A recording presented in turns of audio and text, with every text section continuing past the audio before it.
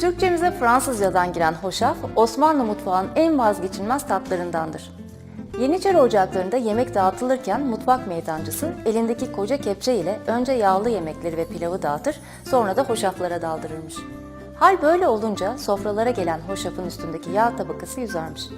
Bu durumu gören Yeniçeri ağası emir vererek kepçeyi yağlı yemeklere bandırmadan evvel hoşafları dağıt, sonra yemeklere geç demiş.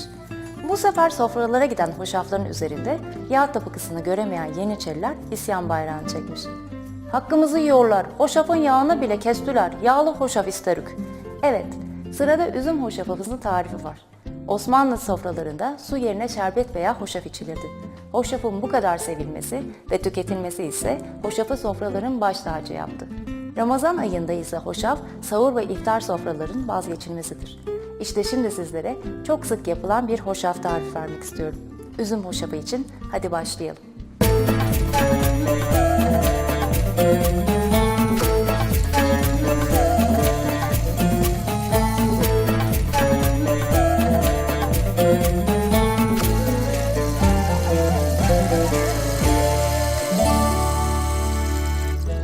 Üzüm hoşafı için ilk önce suyumu tencerenin içine koyuyorum.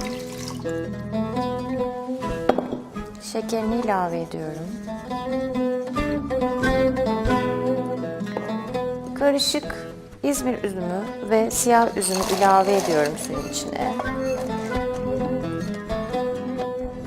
Daha sonra 5-6 adet karanfil koyuyoruz ama ben biraz daha karanfil tadı sevdiğim için 10 adet koyacağım. Ve 1 adet çubuk tarçın koyuyorum. Biraz karıştırıyorum. Tenceremin altını yakıyorum. Ve su kaynayana kadar, üzümler yumuşayıncaya kadar kaynatıyorum. Ve daha sonra soğutmak için bir kenara alacağım ve hoşafımız hazır hale gelmiş olacak.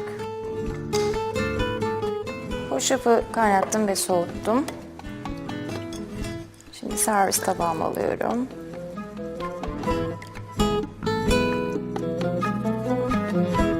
Evet, servise hazır. Afiyet olsun.